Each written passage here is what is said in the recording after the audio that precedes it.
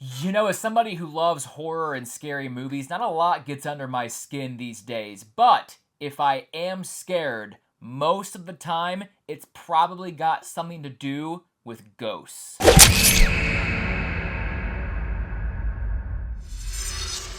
What's up, everybody? Welcome back to the SlasherTalk podcast. I hope everybody's having a great week. I hope you all are well. What have you been watching? On that note, guess what I watched? If you've listened to the podcast the last couple of weeks, there's a movie that I've been saying. If you do not hear or see that I watched this movie in 2 weeks, please give me shit. Well, guess what I watched yesterday? The Others. We will get into that later in the podcast episode because watching that movie gave me the inspiration for this episode, because you know me and I am terrible at coming up with concepts for this podcast every single week. The people that your entire job is a podcast, bravo, respect, because how in the fuck, seriously, how?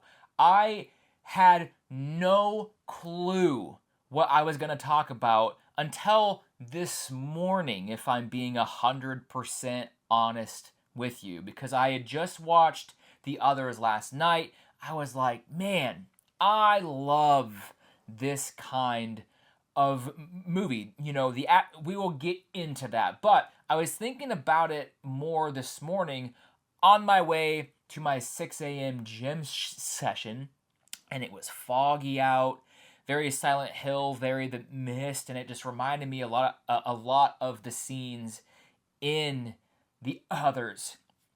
And I was like, man, I just love this like chilling, cold, desaturated, ghostly vibe. And I was like, oh man, like The Others, that just has this vibe that I'm a sucker for it. And if somebody else is as well, what other movies would they want to watch after seeing The Others? So that's kind of what we're going to get into this podcast episode is The Others and ghost movies. Some of my favorites, some of that I think are underrated, underseen, whatever. But before we get into all of that, I want to go through some other movies that I've seen recently because your boy's been watching some movies. Finally. I don't want to say I'm locked in, but I'm more locked in than I have been the past 2 months because I'm a lazy guy. Yeah. Anyway, so I think I told you guys about how we watched Jaws when I was in Rhode Island with Sid, Gigi, and June. Great experience. Love Jaws. I watched Strung. We also talked about that. I saw a film. Did I already talk about Pitfall as well? I might have already talked about Pitfall as well. Was that last week? Possibly. I think I did. I don't listen to my own podcast. I'm pretty sure I talked about Pitfall as well. So Lockbox. I remember talking last week about how I was going to watch Lockbox after Yes. See, I'm caught up now. I'm here, guys. I'm caught up. Lockbox. So I'm not really as locked in it as I thought. 'Cause I'm like, dude, I've watched Pitfall. I've watched Jaws. I'm not as locked in. I'm sorry, I lied to you again. I watched Lockbox. This is one that I was honestly very excited to watch after we talked about the July horror movie releases. We went through all of that. Lockbox kind of stood out to me as one that I thought, might be great. Spoiler, I hated this movie. It is so bad. And what's really disappointing about hating this movie as much as I hated it is it has our queen Carla Gugino. You know her from all the Mike Flanagan stuff, Haunting a Hill House. I love her so much. I hope they gave Carla a bag to be in this movie because holy fuck. Do not go rent this. Do not. Please. I never say that, but I try so hard to be as truthful and honest, and at the end of the day, I am not a critic. I did not go to film school. I did not train or whatever it is that you need to do to become like an official critic. I'm not a screenwriter, nothing. This entire channel is just me watching movies and then me throwing my unsolicited opinion out on the internet. Nobody asked for that, but guess what? I'm here now, and that's all I can do is to just be honest with how I feel. I don't want to completely drag things through the mud, but when I get comments and messages from people going, yo, man, like, I love your page so much.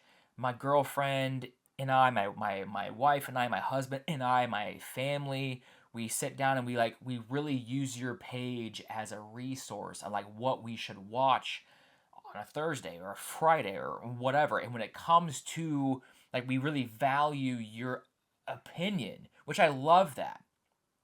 I love that. But when I know that people are using my page as a resource to say, we align with Justin's opinion on things. If he tells us to go spend $20 to rent this movie off of Prime Video, or go to the theater and buy snacks and do go spend money to go watch something, or spend the time, the once a week or twice, whatever it is that we need to watch this. He says, yes, please watch this. It's good.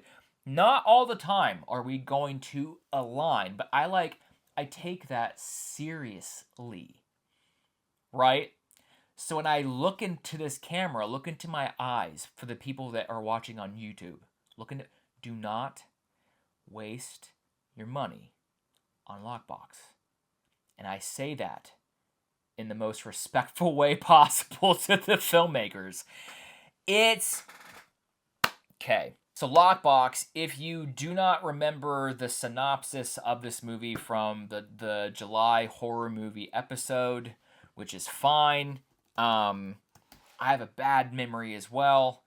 It is what it is. I will read it for you. So, Lockbox is a 2026 supernatural horror film. It's seeking peace after her mother's death. Ellen retreats to a rural town and takes in her severely traumatized cousin, Winthrop. Their fragile domestic balance soon shatters when an erratic neighbor warns her that Winthrop is dangerous. A strange phenomena start to escalate. Ellen must put everything on the line to defend Winthrop from a dangerous, otherworldly entity that's determined to track him down. I thought this, I'm all in. The erratic neighbor is played by Catherine Isabel. She was, she was in American Mary, in Ginger Snaps. You will know exactly who I'm talking about. She was my favorite part of this film. I thought she played the neighbor very well. But, it is almost a 2-hour film. It's an hour and 45 minutes, something like that. The setup, getting it's so quick. We get Winthrop is at this house and they are in their shit so fast, which is fine. You don't have to wait forever, but it's so quick, but it's also simultaneously such a slow movie to get through. It just felt like it just felt like such a slog, right? But there is a singular moment in this film, and I will not spoil it, just in case anybody, because some people go, well, if it's that bad, I have to watch it to see how bad it really is. I want you to have the full experience. But there was a singular moment in this film, I shit you not, the group chat can attest to what I'm about to say. I had to pause this movie, rewind, watch the part that I paused at again to just confirm that I heard what I heard and I saw what I saw. And then I cried laughing for a good bit. And I was like, who wrote this? Who watched this as a final cut and said, yep, that's exactly what I want? Who? I could probably, the director, whatever. It's obvious, it's up to the director's decision. So obviously the director, but brother, when I tell you, this movie is played incredibly so seriously. But this moment is so unintentionally, in my opinion, hilarious. The dialogue and the visual, it comes off like, you're trying to be funny, right? But the entire movie is played so seriously up until that point, and then after, where it's like, I genuinely think that they thought it was going to come off like unsettling or creepy. It does not. It's so hilarious. I had to tell the group chat, and the group chat is like, you can't be serious. Yes, I am dead fucking serious. This happened. From that moment, the movie really shifts tones, and it just kind of goes off the rails, and not in my opinion, it goes off the rails in a good way. It goes off the rails of what the fuck are we doing here? And that sucks. The CGI at the end is not great, and there's a lot of things that reminded me of other movies. It swings for the fences. I can give it credit in that way, and Carla's performance was fine. I think that she was really just phoning it in, nothing fantastic or whatever. She was good. She just didn't really have a lot to work with, I think. Anyway, unintentionally, probably one of the most funniest things I've seen in years. So with that said, Lockbox, if you were at all interested in just really seeing that movie, I'd pump the brakes on that. Hate to see it. I also watched The Voices of Our Mother. That's on Shudder. That one's about the family's matriarch. I'm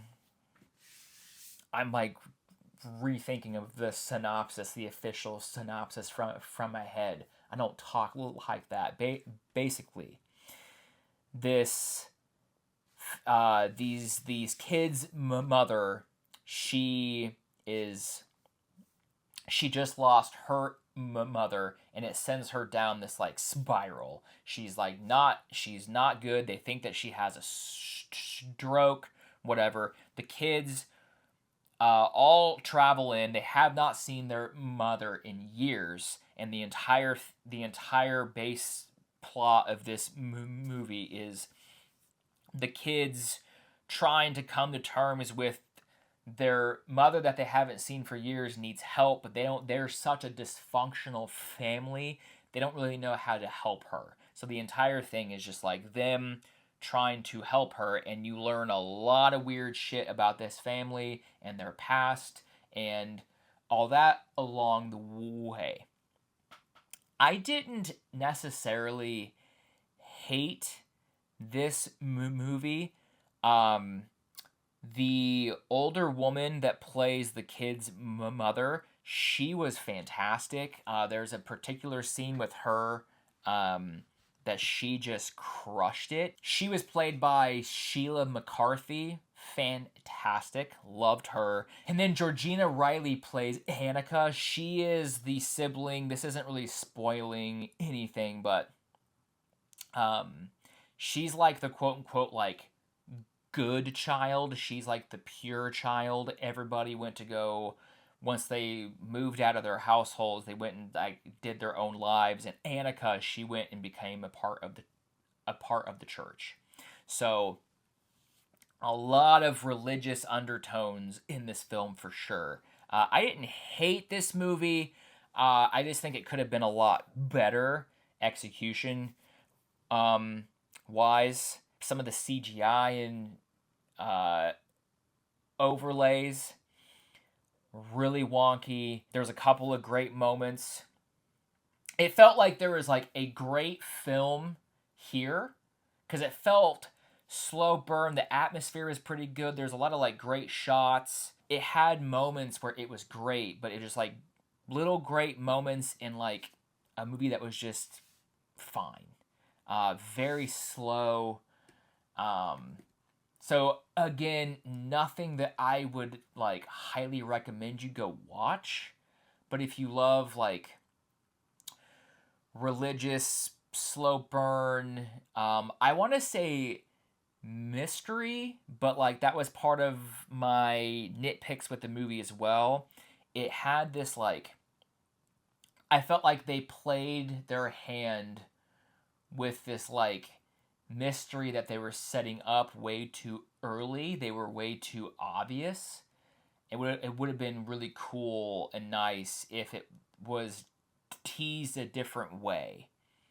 And maybe it wasn't meant to be a reveal, but it felt like the reveal wasn't like a big reveal because I was like, yeah, you guys like basically told us this like super early on. So I struggle to say mystery, but slow burn, atmospheric, religious mystery kind of, vibes. If you just fucking love that shit, then like one of these days when you're bored, definitely gonna, maybe go give this a watch. The Voices of Our Mother. You can watch it on Shudder. I thought it was fine. I think I gave it like a 2 out of 5. So nothing that I personally would be like rant and raved about, but yeah. So yeah, that pretty much wraps up my watch list, other than I watched the others yesterday. And we will kind of get into that. But other than stuff that I've watched, not really a whole hell of a lot going on, guys. Content wise, I'm really trying to do a here's my content creator / like mental health section of the podcast, which I know some of you hate. Whatever. It's my podcast. I'll talk about whatever the hell I want.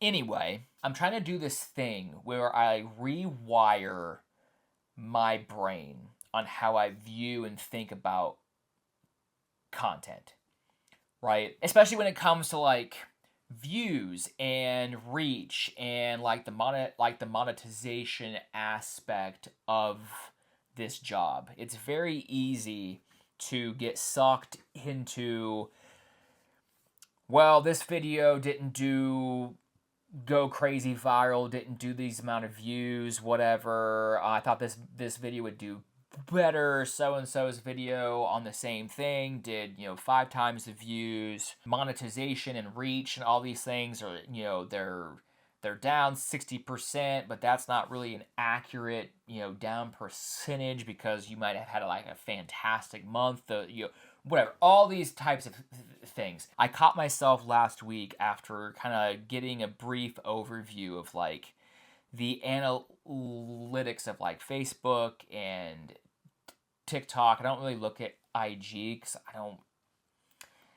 IG, I get like, growth and stuff on there, but like IG doesn't necessarily pay. So like I pay less attention to the IG analytics because I'm just kind of like, yeah, it is what it is. But TikTok and Facebook, I kind of like just like briefly looked at it last week, and I caught myself being like, hey, it was a good month. June was a good month.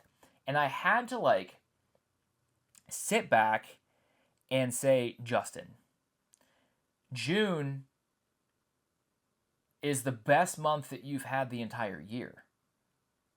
Why is that considered a good month? Why? So I'm trying to like rewire my brain, and I hope this like spills over into like the podcast and just content in general and just like my overall attitude in life.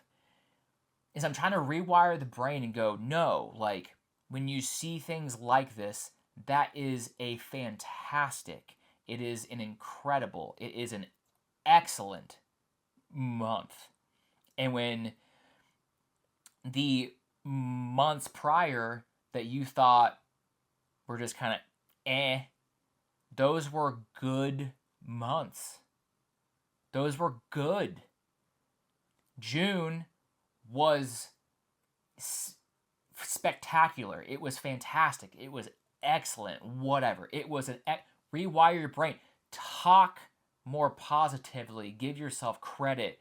Pat yourself on the back. Like, this isn't a normal, for me at least, this, June wasn't a typical normal month. It was an excellent month. You gotta stop being so fucking negative. And like, it's only a good month when you overachieve. Like, that's not how this shit fucking works. And I'm not talking to you guys. I'm like just talking to myself because I haven't said this out loud to myself. So now I'm like looking in the mirror, talking to myself. That's why I like doing these things on the podcast. I hope you guys don't really care. But I think about these things because every week when I upload the podcast to Spotify hates me. I think about this all the time, and I've been trying to implement this with the podcast specifically because every week when I upload the podcast, Spotify gives me a nice little graphic and they say, hey, you uploaded a new episode, but guess what? You're fucking terrible at this. I don't know why you're uploading a new podcast. That's not what it says whatsoever, but that's what I read because it gives me this little graphic saying, hey, you uploaded a new episode. Just so you are aware, podcasts that have been around as long as yours has, the episode number that you are at, you have 350 followers on Spotify. Typically, you should be at around 1,000 right now. So what's going on? And I'm like, why do you keep showing me this? I don't care. Like, I am trying to do my absolute best to just be consistent and sit down and talk about things because I just want to. And I know that there are people out there that really do enjoy the podcasts. And hey, I am well aware that there are much larger podcasts. But guess what? I don't necessarily think that I'm like a podcaster. Earlier I said like I'm not a critic. I feel like I kind of somewhat fell ass backwards into having a channel that people care about, and people were like, hey, we would love for you to start a podcast. More long form, just want to hear you yap about some shit. Cool.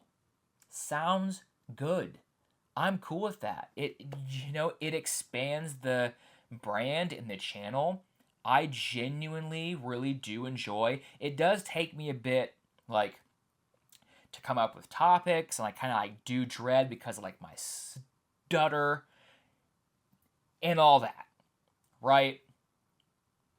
But once I kind of get sat down, the camera's on, the lights are on and stuff, and I start talking, like I do love doing this But then Spotify's like, hey man, you fucking suck. And I'm like, just stop it. Stop showing me this, brother. So that's the, like, but that's part of social media and content creation and things. It's just like, whether it's the platform showing you analytics, whether it's the platform showing you little graphics, whether it's you're just swiping on the FYP, this, that, and the other, comparison is always going to be there. I'm just trying to, the whole point of that little rant is, additionally, on top of me like going to the gym, which tomorrow I'm gonna be absolutely fucking wrecked, because the gym this morning was all like squats and legs, and it was like I had to push like the football player sled. I did get up to like 325 pounds, something like that. No big deal. But my legs are gonna be wrecked tomorrow. But anyway, on top of like trying to prioritize my physical health, which I hope simultaneously helps my mental health, I'm trying to like take that vibe and be like, how else can we just like improve what goes on in my brain? Because I'm so pessimistic, I'm so hard on myself, and I just don't want to be that way anymore. It's gonna be hard, but like I feel it working here and there. I have my days where I'm just like, I wake up and I go, nah, I'm good, fuck everything. I don't think that's ever gonna change, if I'm being honest. But hey, guess what I cannot wait for? Tomorrow is Evil Dead Burn Day, and I can't fucking wait. I see it 3 p.m. tomorrow. Sean is going to come with me. Mackenzie's going to sit this one out because, I mean, A, she has to work. And then B, it's just, I heard it's gory and violent, and that's just not Mackenzie's bag. And you know what? I respect it. You know what you like, you know what you don't like, and that's part of, for me, being a big horror movie fan, and again, having this channel where I can give recommendations and things. It's just part of me, like, just being honest and respectful. Hey, like, this is what this movie is going to be. I don't want you to waste your time. Because, like, this isn't going to be I don't necessarily think that this is going to be a movie for you. So I don't think that you should, waste money going to the theater to sit through this film that you're going to watch behind closed hands because you just hate this shit. Like, this is going to be one of those movies you're better off doing something else, right? So Sean and I are going to go to Evil Dead Burn tomorrow. I can't wait. This is the one film remaining for the year besides Werewolf that I'm super, super stoked for. Werewolf for a different reason, because Robert Eggers just has, I'm going off on a fucking tangent. Robert Eggers, I know his vibe.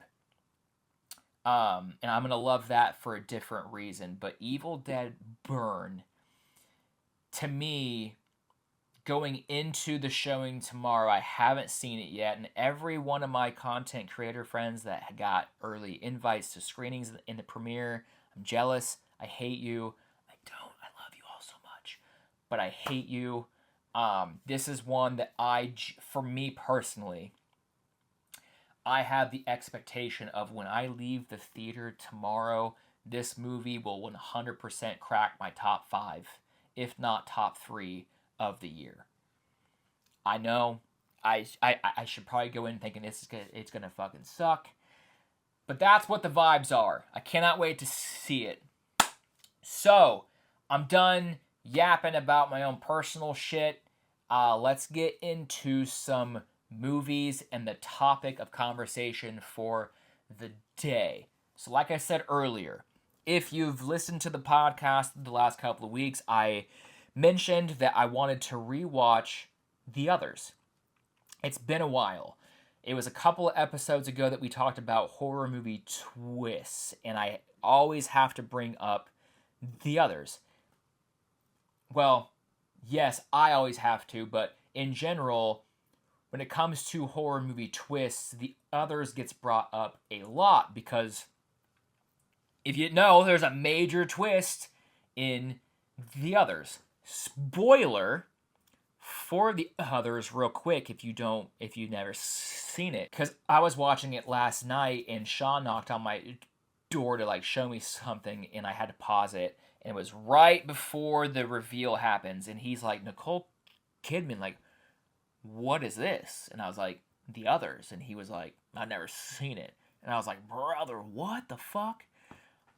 Well, get out of here because the reveal is gonna happen. So leave. It's crazy to me that like people still have not seen this film. But I love that because my gut reaction was, what the fuck are you talking about? But then I quickly fixed that of, holy shit, one of these, like, here soon, like, Sean's going to experience watching this movie for the first time. Hell yes. I love that for him. So, The Others. Quick spoiler. Obviously, the big reveal is that Grace and her two children, Anne and Nicholas, who live in this house, have been dead the entire time. And they are the ghosts in the house. But there's, even with that, yes, that is like so major, but to set that twist up, you actually then find out first, and you think that's the twist, is Mrs. Mills, Mr. Tuttle, and their daughter Lydia. They are also dead. They've been dead the entire time. Fucking excuse me? It's still to this day rewatching this film after so many years. I did this ass backwards. I was so excited to talk about the twist. And I assume if you're listening to this, you've probably already seen it, so whatever. But obviously, like the base synopsis plot of this film is Grace, her two kids, Anne and Nicholas, live in this giant mansion. And Grace's kids have like this skin disease, or this like aversion to light. So like this household has to be, all the curtains are drawn at all fucking times. Most of this movie is like in like dark rooms with candlelight because that's all the kids can handle. Otherwise, if they are exposed to light like a vampire, it's essentially that. Like, it's kind of gives off this like vampire vibe, that if the kids are exposed to mass amounts of sunlight, then they are going to start getting like these like boils and lesions and all these things on their skin, and they will eventually die. And so Grace is very adamant about all the curtains being drawn, and how when you go into a room in this house, you have to open, shut, and lock the door before you go and open another door. And it's just a way to make sure that like the kids, and that all the rooms are set up the way that they are supposed to be set up. Anyway, Miss Mills, Mr. Tuttle, and Lydia, they randomly come up to the house. They knock on the door, and they are basically applying for this like housekeeper nanny job.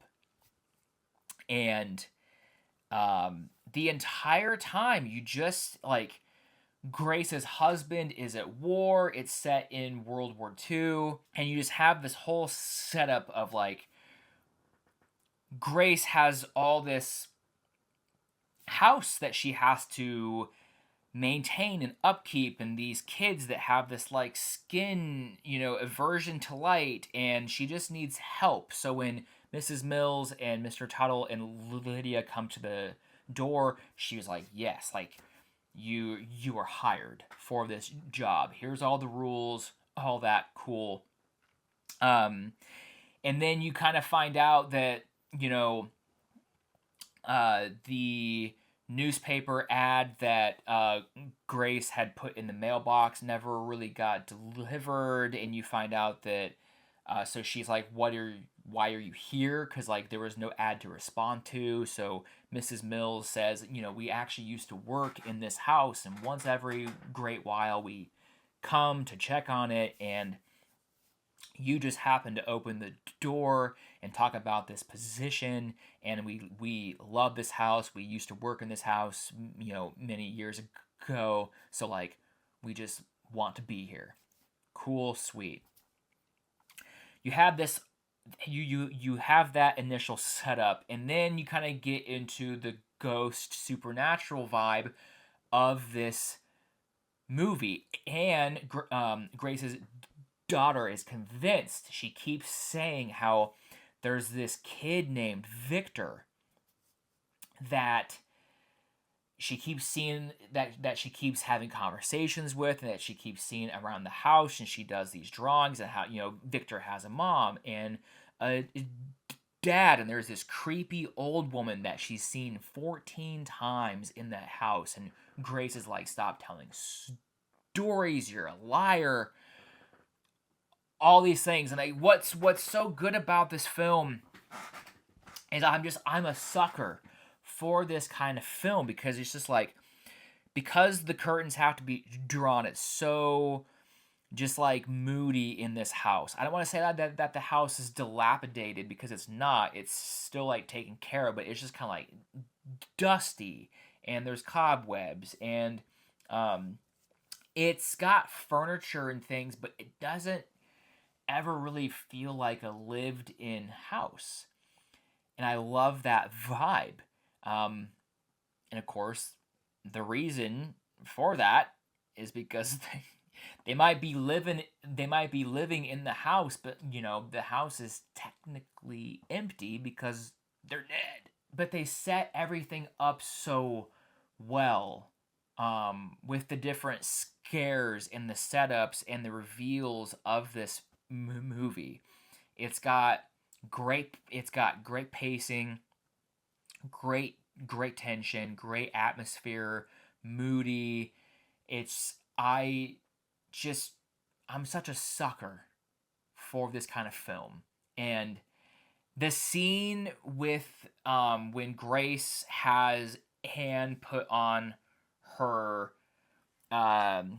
dress that she's gonna wear for her like churchy thing. I don't really remember what it was called, but and she comes back in to check on her, and Han is playing with that marionette puppet.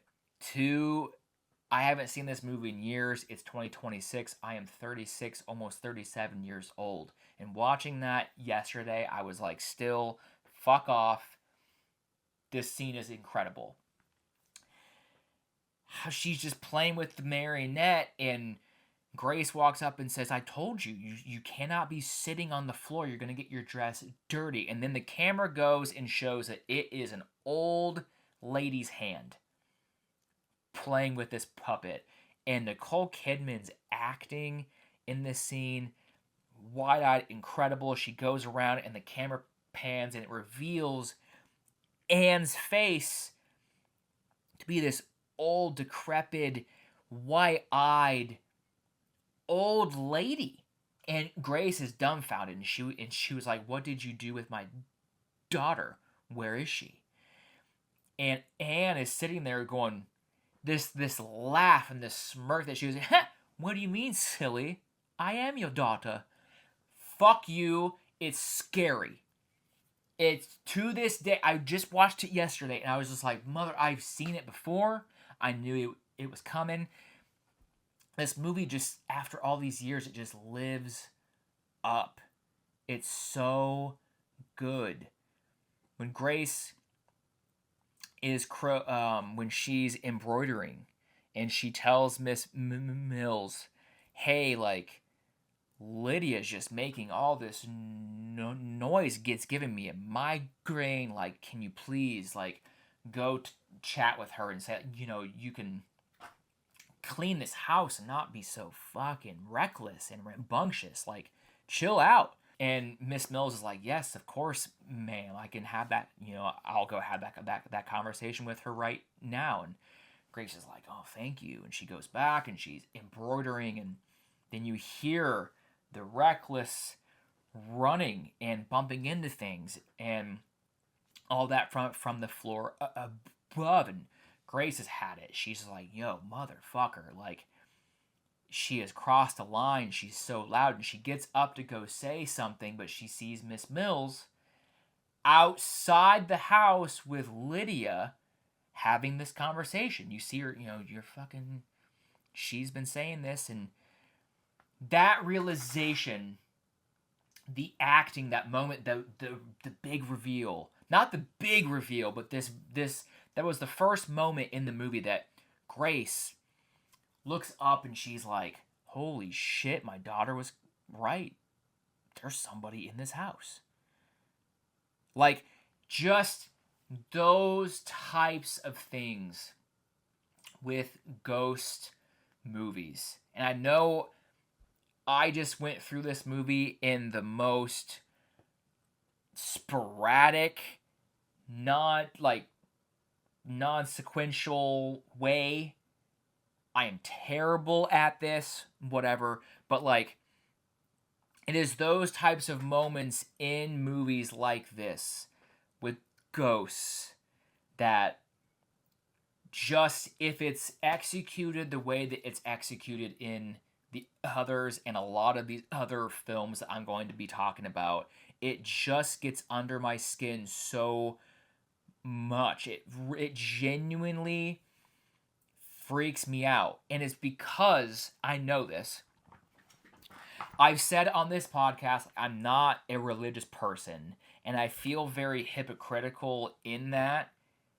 Not necessarily hypocritical, but it's like you're not religious. You don't necessarily like believe in like God and heaven and all this, but like you believe in ghosts.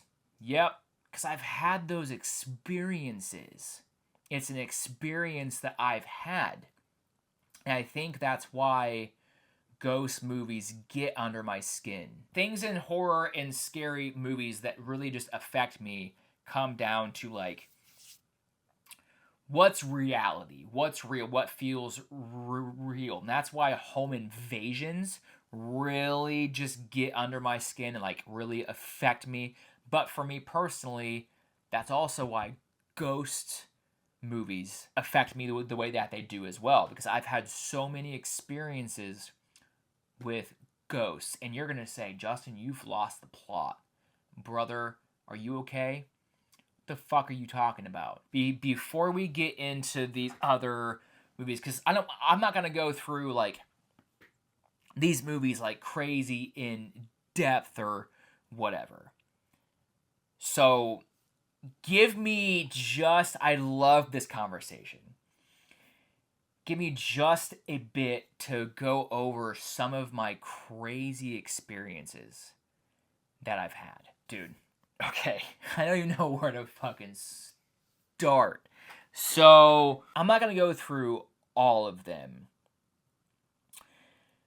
but I'm going to go through some major ones that really, because I think a lot of us had, like, as, like, younger kids, our minds play tricks on us, and, we think we might have, like, felt, something touch us or whatever. But like, these are stories that I was a full grown, like 21, 22-year-old.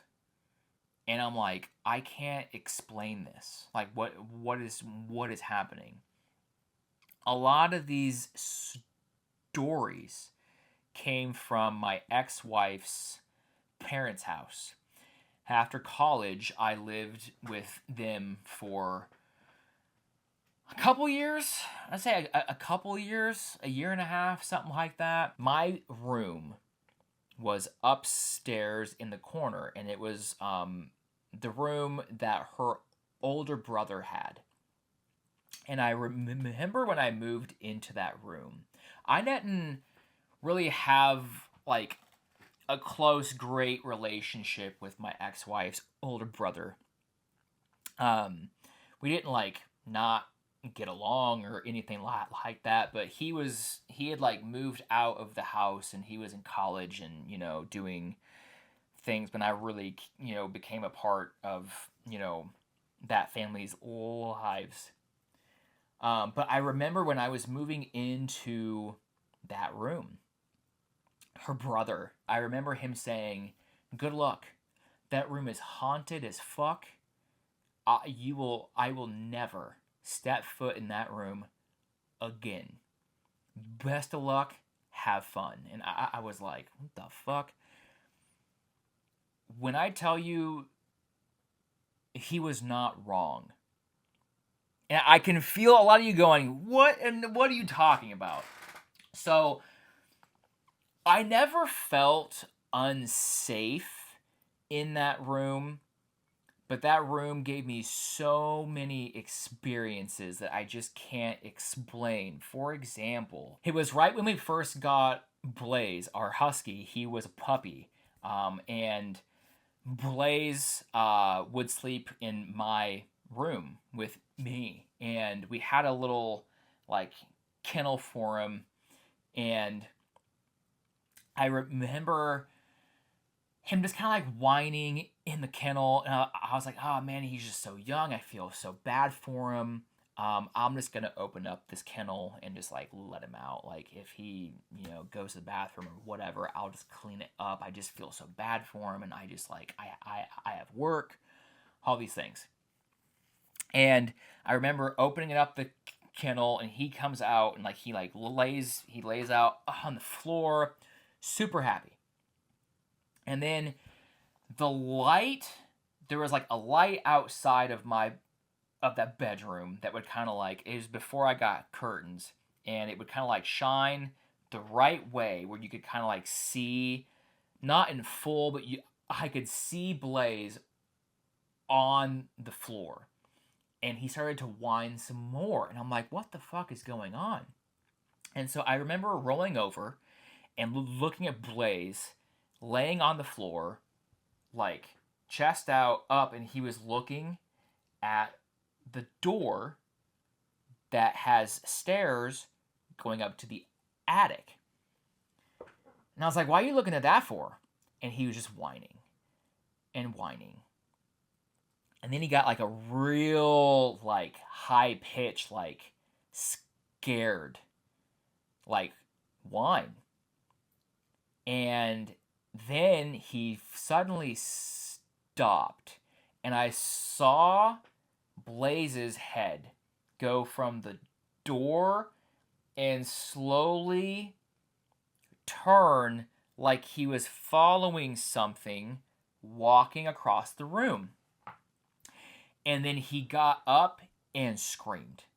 He got up and would not stop howling and screaming until I opened up that bedroom door and let him out. And he went right down to my ex-wife's room, girlfriend at the time, obviously, right down there, and was like, I'll see it. That dog would not go in that room.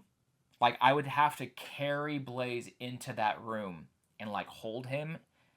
He would not just willingly from that point, he would not just walk into that room. I've always been one of those people that like, dogs can sense that shit. That's the kind of thing that happened in this house. There were several times that we would be downstairs watching TV, and at one point there was Blaze. There was like 4 or 5 dogs in this house, and one time all 5 of the dogs looked in the same spot and growled, and I was like, no, fuck off, no. There would be nights where you could feel a presence behind that door, just like you could just feel something that was like it was behind that door waiting to open it, and I'm like, fuck, man. Like, I never felt like it wanted to harm me, but it was very much like, what are you doing here? My fan would turn on and off and to level 3, 2, 1, and you could hear the fucking knob like click. So it wasn't like the power going out. It would go from like 3 to 1 to off to 2, and I'm like, fucking stop it. I need my fan. Leave it on. I'm not doing nothing. Just leave me the fuck alone. There was a couple of times it mimicked my mother-in-law's voice and my ex-wife's voice. There were times that I would be upstairs and in my room working on my computer, and I would very vividly from my ex-wife's bedroom hear her say, Justin, hey Justin, come here. And I would answer, yes, what do you need? I'm busy, hello. And she would just say, Justin, come here, Justin. And I would get up and I would go to her room. Nobody's there. And I would go downstairs and she would be in the kitchen having a snack, and I would just be like, what do you want? And she's like, what the fuck are you talking about? So creepy. There was one time I was in the house by myself. And I knew I was by myself because I drove to the house from work and nobody was home. And I walked in and I put some groceries away, went upstairs, took a shower, went into my room to change, and I was getting ready to like play some Xbox or whatever, and I heard my mother-in-law's voice from downstairs, Justin. I'm like, oh shit, like, she must have gotten home when I was in the shower. Yes, hi, how was your day? Justin. Yes, hello? And I would go downstairs and go, hey, like, do you need help with groceries from... Nobody was home. And it was her voice. She had a very distinct... it was my mother-in-law. Like, I know her voice. Creepy as fuck. I won't get into other things that happened in that house, because there were things that I personally did not experience.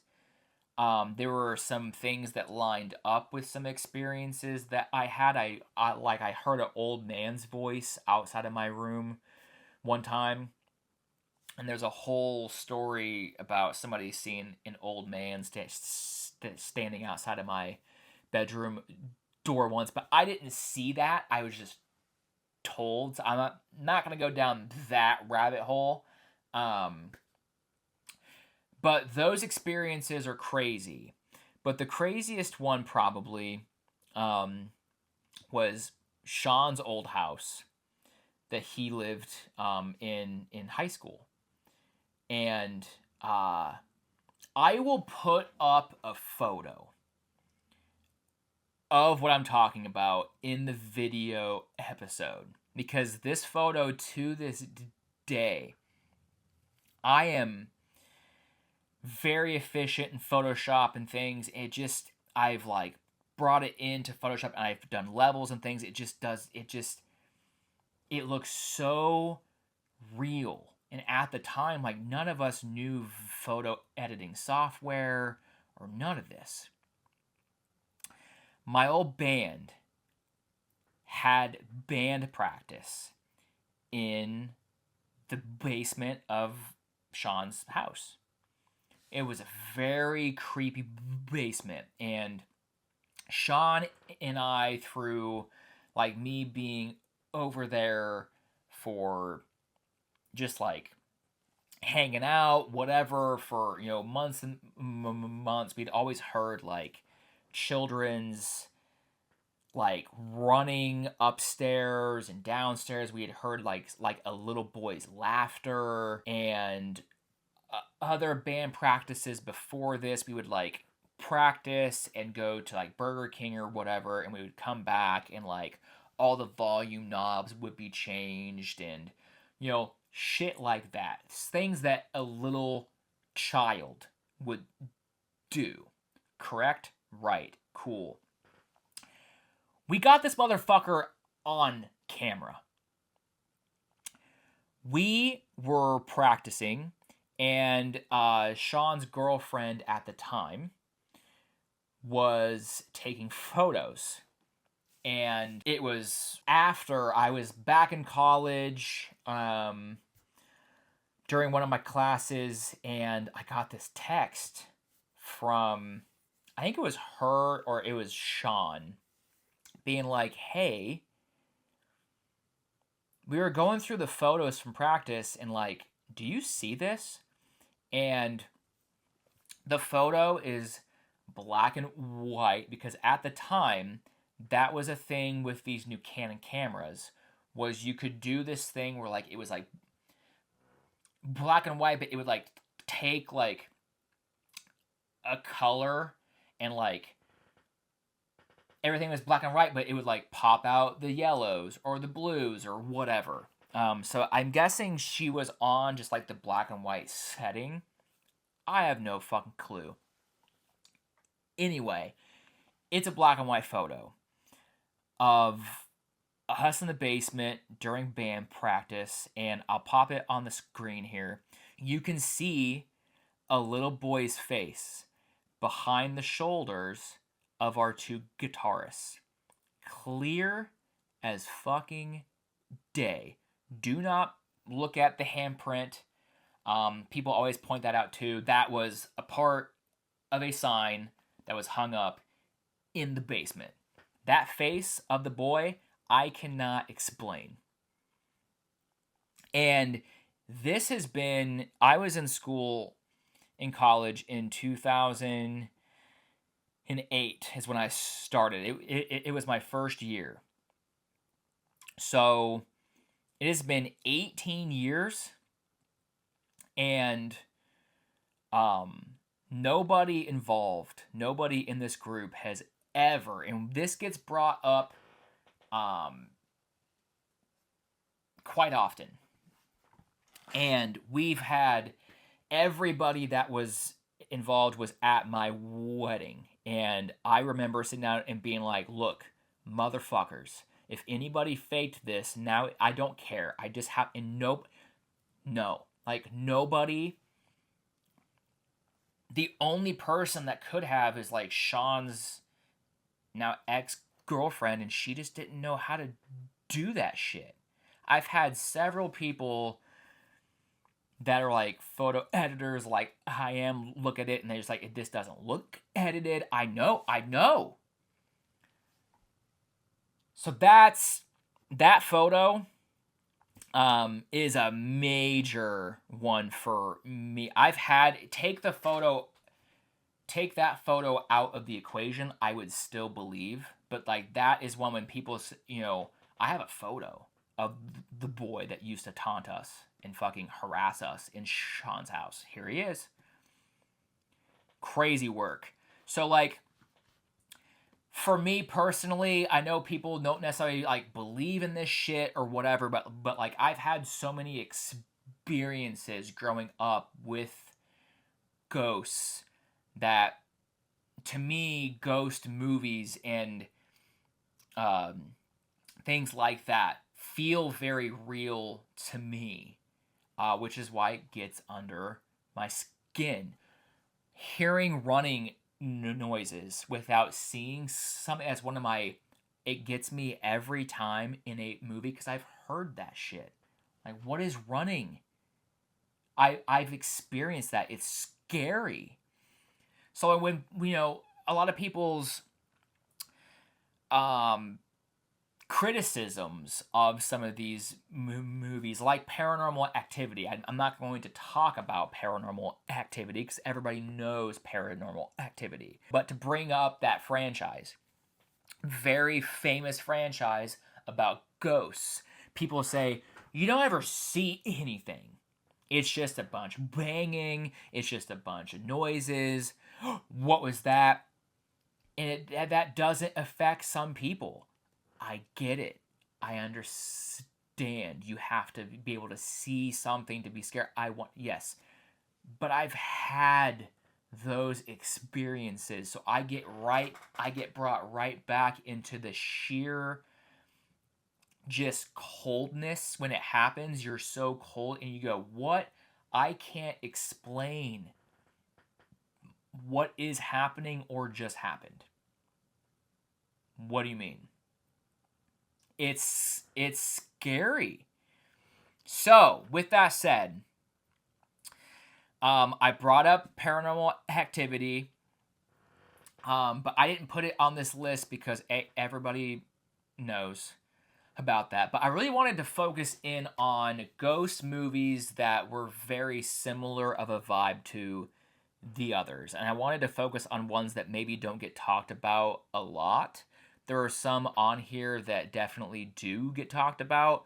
But I wanted to hone in on ones that I felt were, if once you watch the others, if you wanted to have like a little marathon of movies that felt similar. Of course, you can talk about The Sixth Sense. That's not on the list. I love The Changeling. That was great from back in the day. And there's some others as well. But first one on this list, I've talked about it through short form before, but it's called The Vigil. You can watch this on AMC Plus and Shudder. This one's about this guy that agrees to. He's a part of the Jewish faith, and he's approached by somebody within the church saying, "Hey, we had a shaman drop out of basically a job. I need to pay you money to be a shaman and fulfill a vigil." And what this is somebody had just died and they need somebody to basically watch over the dead body. It's this like ritual where they watch over them so like the body can like go into the afterlife or whatever. I'm not like totally not knowledgeable, but that's what that is. So a young man agrees to fulfill the ritualistic duties of a shaman and sit in vigil over a dead body, but realizes something is very wrong when he arrives at this dilapidated house. A lot of these movies, like the others, and that's why I chose a lot of these, is the vibe of pretty much a one location. You are in a rundown house, a mansion, somewhere. It's primarily a one location environment that, as the audience, you are basically stuck in with the main character. This movie, to me, when it comes to like hidden gem scary movies that do not get talked about, I will forever and always bring up The Vigil. I thought this movie had incredible atmosphere. Again, much like the others, a lot of it takes place in dark rooms, pretty much like by like candle light. That mood lighting really just helps like the dread and the tension. If you have not seen The Vigil, in my opinion, of course, it is a hidden gem. If you love this kind of shit, throw it on and enjoy. Another one that I feel like is very hidden, and this isn't exactly like the others. This one's more of like an anthology thing, but the mood, and the atmosphere in this movie is very similar to the others. It's called Ghost Stories. It's about this guy that he has like made it his mission to disprove things like, magicians. He outs them for being fake, and he goes and does like paranormal things, and he's like, this is why it's fake. This is everything is explainable.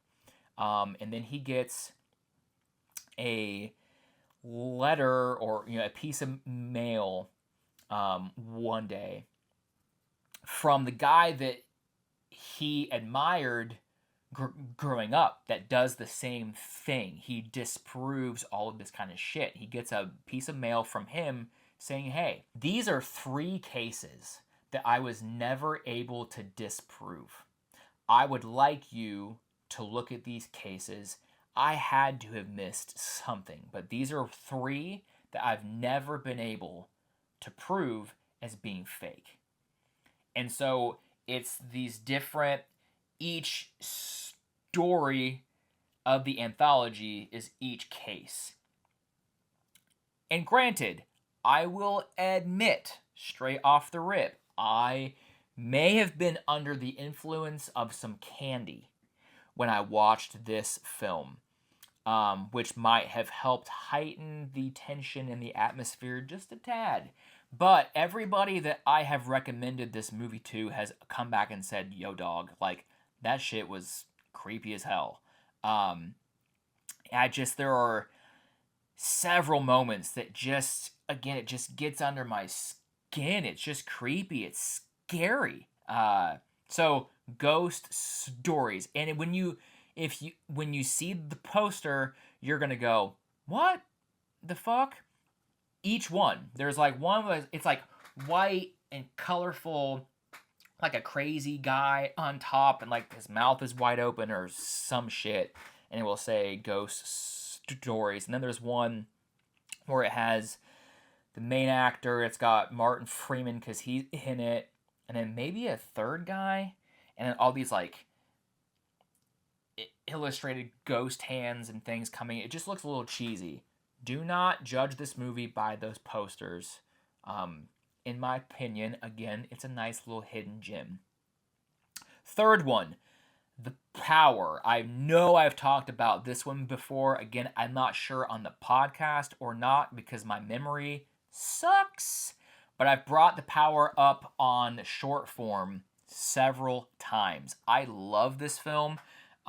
It's based in 1970s London, and that's important because during this time, there was a miners' strike. And because the miners were on strike, they weren't producing a bunch of coal to keep the electricity or like the energy going. So London, to counter that, they did mandatory power outages at certain times. And it plays a key role in this film. It's about this trainee nurse that arrives for her first day at the empty East London Royal Infirmary, where she's forced to face her own traumatic past to confront the malevolent force that's intent on destroying everything around her. So much like the others, which again, I'm going to repeat, I'm a sucker for this vibe. When the power goes out in this film, all she has is candlelight. Immediately, the mood is set. I'm creeped out. I'm all in. Like, it's just, I cannot. It's like the simplest thing. It's, you're, and a lot of people will say that that's a cop out, whatever, but like, I think about it as like, have you ever walked in, I'm sure you have. You've walked in to your house and the power's shut off, or the light bulb doesn't work, or whatever, and you flip on that light and it just doesn't turn on. So you have to take your cell phone and you turn on. Granted, our flashlights on our phone have gotten very good, and it's not quite the same as candlelight, but still, when you put your cell phone light on and you start shining it around the room, does it not, just like in the back of your head,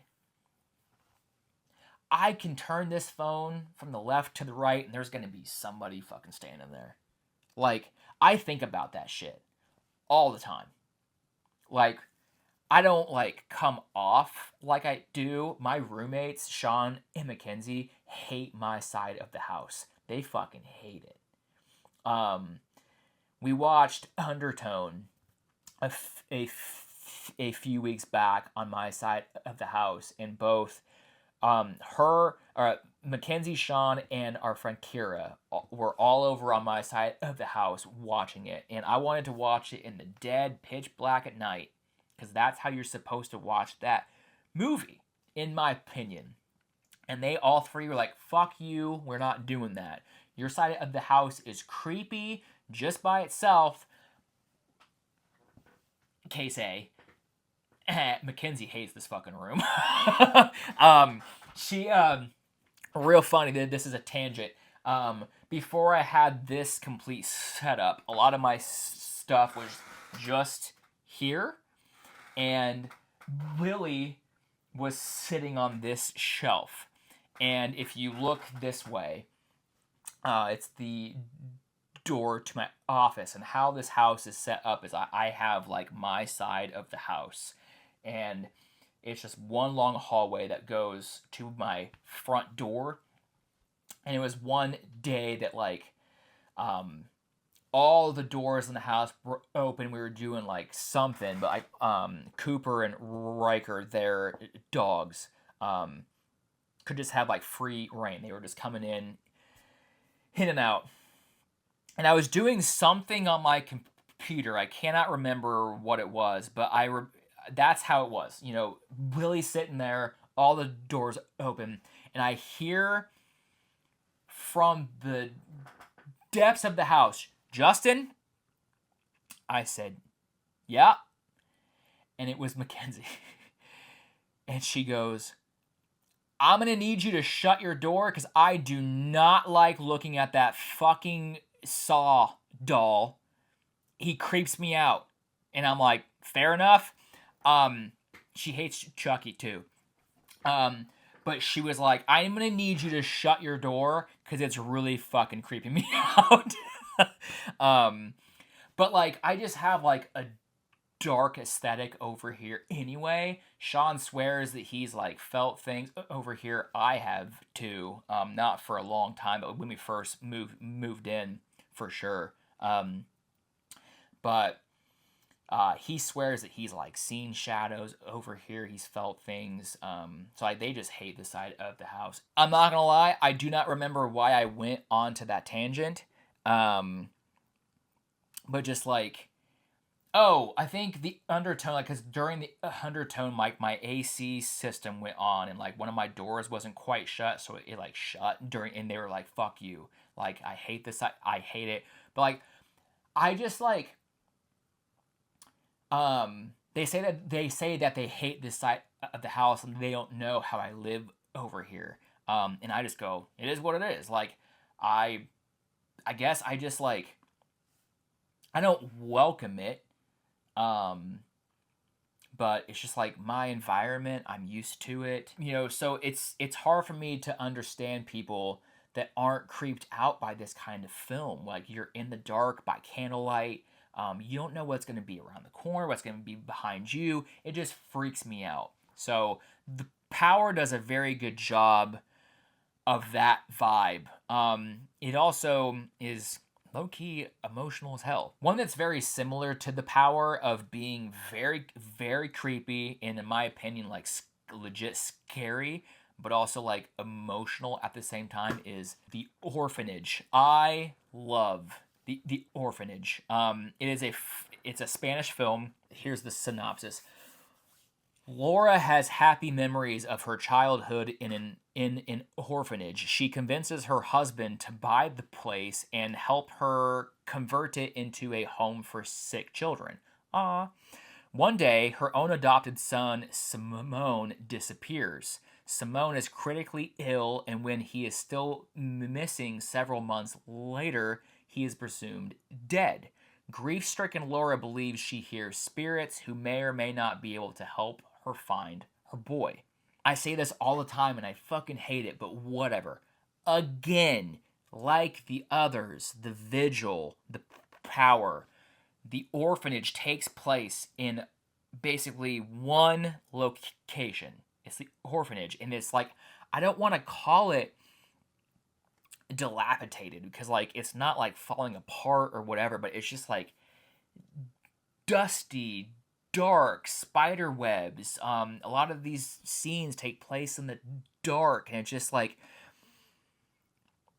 again, like that vibe. I just love that vibe, and that's why we're talking about these films. There is a part in this movie that is legitimately so scary to me. The one of the children, if you've never seen this film, I'm sure you've seen the photo of like he's in this like outfit with this like burlap like sack looking mask on. It's very, very creepy. This film is very like Guillermo del Toro kind of vibes. I believe he helped produce the film, but it's not a Guillermo del Toro movie, so don't get that twisted. But if you've never seen The Orphanage, fucking sweet. There's a film that's not even been released yet. I saw it during, I want to say, Fantasia Film Festival. It would have been 2 years ago now. Two years. I don't know what happened to it. It's called Antabsha. It's a foreign film, but it's the same sort of vibes. It takes place in the one location. It's dark, candlelight, moody atmosphere. It's the tension in this movie specifically is palpable. Like, it is so well executed. It's their, give me a second. The plot is, amid the barren landscape of post-famine Ireland, a father and daughter struggle to survive the brutal winter as caretakers of a remote mansion, only to be driven to the edge of sanity by the horrors lurking within. I wanted to get that out of the way first before I get into this next part, because part of the atmosphere of this movie is, yes, the lighting, because there is no electricity. It's like, so once the sunlight goes away, it is fucking pitch black in this house, and they have to light these, lamps or candles or whatever. Mood set.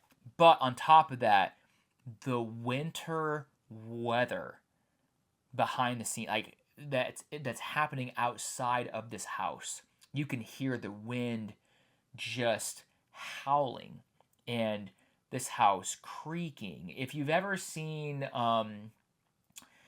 You'll Never Find Me, that movie about the guy that lives in the trailer and is visited by a random woman, very similar vibes of like, you can just hear everything creaking and the wind is happening and trees are bashing up against the house. I just when you execute atmosphere to the level that like Antopsha and You'll Never Find Me did, it just adds so much to the film. There are some legitimately creepy moments in Antopsha. This is another one of those films that I would highly recommend whenever it comes out. I don't even know if it's going to have a mass release. I have no clue. But when it does, A, I'm going to be one of the first in line to watch it a second time. But two, I highly recommend like The Undertone. This is one that I think that you should like watch in the pitch black, headphones on. Just do not be distracted when you're watching this film. Whenever it comes out, if it were to ever come out. Now, there's a couple of films on here before I get into the last that has nothing to do. It doesn't have nothing. It's Ghost, but in the vein of the films that we've talked about. There are a few films that they're not necessarily ghosts. I would classify them more as like folk, but they hit a lot of the things that I've brought up repeatedly over and over that you guys are probably sick and tired of me bringing up. Doesn't he know how to describe this in any other way? No, I don't. There's a reason why we're talking about these movies, and that's why. Cool. One's called The Damned. It came out in 2024, I believe, and yeah, this movie did not get the recognition or the love that I felt like it deserved. Here's the synopsis. Fighting for survival at an isolated fishing outpost, Eva and her crew are cursed after making the choice to not help a sinking ship off of the coast. Facing the consequences, a darkness consumes them all, creating chaos and death at every turn. This, like I said, is not necessarily about ghosts. The only reason why I bring this movie up is because I mentioned it with the others. I hope. I don't remember if I did or not, but there are several scenes in the others that, like, when you are in a room that is lit up or you're outside of the house with like the atmosphere outside is just so like foggy and it's like cold and it's desaturated. It just is very gloomy. That's The Damned. Nails that so fucking well. And it might be more like folk horror with the supernatural element in this film. But there are several scenes. It's not a one location technically, but it takes place at this village, so it kind of hits that like one location ish vibe. It's not like we're going from like town to town to town, but there are several scenes in this movie as well where like when the sun goes down, everything is just lit by like one window of light, or they just have candlelight or whatever, and it's just like the mood is fantastic. Speaking of movies like that that lean more towards like folk, that's not necessarily ghosts, but they all hit a lot of the same things that I've brought up, is Damien McCarthy's entire filmography. Caveat, Oddity, Hokum. Caveat takes place in that single house that's on the island, and Oddity takes place in that single house. Hokum takes place in the hotel. And Damien McCarthy's entire approach to his films are all dark, moody atmosphere. He sets up these like jump scares that are perfect. The tension, the dread in his films. What's lurking down that hallway? What's lurking in the shadow? What's lurking around the corner? He just does that stuff so well that I wanted to bring his films up in this episode as well, even though they're not technically ghosts adjacent to ghosts. But to me personally, chances are, if you like the others, Vigil, Ghost Stories, The Power, Orphanage, The Damned, you will love Caveat, Oddity, and Hokum as well, because I do. So the last ghost thing that I want to bring up, and I would be so mad at myself during a ghost episode if I did not bring up this series. Yes, it's a series.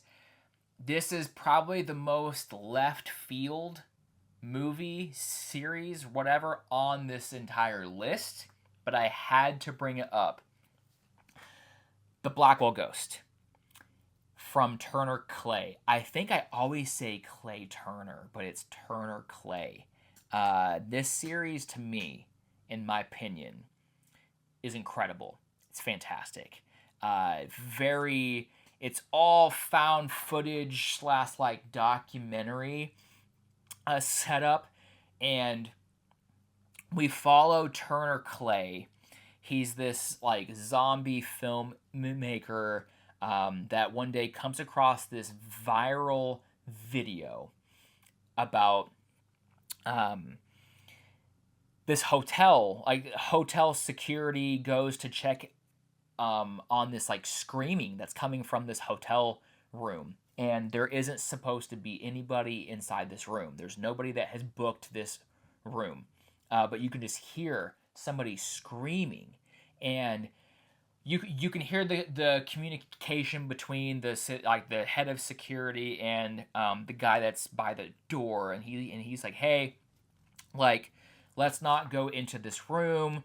Let's wait until we call the cops. Like, let's wait for the cops to just like come and like do their job. And the guy's going, no, like she's screaming, man. So he goes in the room. And he's like, there's nobody here. But when he opens the door and he goes into the room, you see this like white, smoky mist figure leave the room. And it's this viral video that goes like, hey, ghosts exist. Yes, it's in the movie, but that clip, I promise you, probably if you looked it up, you've probably already seen it, because it was a clip that Turner Clay had produced himself before the Blackwell Ghost. So he used that clip in the movie as the jumping point for himself to go, I saw this, I'm so intrigued, like, can I prove that, like, ghosts are real?